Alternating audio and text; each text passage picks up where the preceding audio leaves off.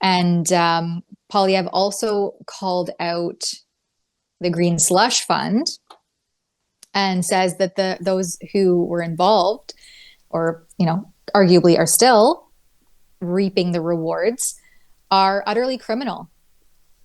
Let's have a look at this. Mr. Poilievre, could I just ask you if you've met yet with RCMP Commissioner Mike Duhem? He's downstairs right now. Have you set up a meeting with him? Yeah, he has not reached out. Go ahead. When you said that people involved in Trudeau-era scandals should be jailed, who specifically were you talking about? Well, I talked about the Green Slush Fund, for example, where you have these people who gave a fortune, taxpayers' money, to their own company, which I think is absolutely unacceptable. The idea that you can take taxpayer money, go on a taxpayer-funded board, and then give that money to your own company, to me, is utterly criminal. So, one more question. Yeah, absolutely. We need more of that. I think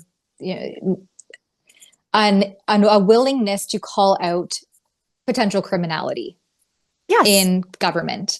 And I am so here for that, and for Pierre Poilievre to be doing that, especially when he went viral there last week for accusing the RCMP of not properly probing the SNC-Lavalin scandal. And so I think that we need to see more of that. When the government is acting with such blatant disregard for conflicts of interest, then yes, there should absolutely be criminal probes into this conduct. Not only that, if we were a real country, we would have appropriate ethics legislation. Because if you pull this kind of stuff in the United States, you go to jail.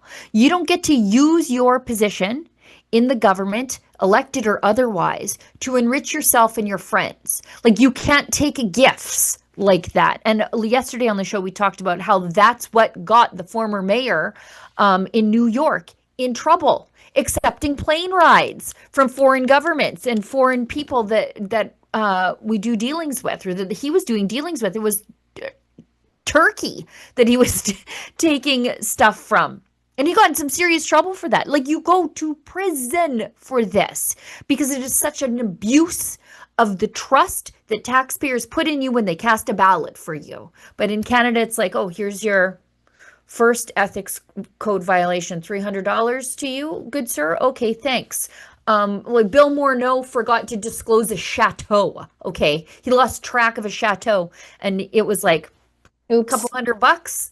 Mr. Lady McCain Curly Fries fortune heir, $300. I mean, the guy could shake that out of his pockets with some lint. But that's the punishment that you get in this country. There's, like, you would be disgraced.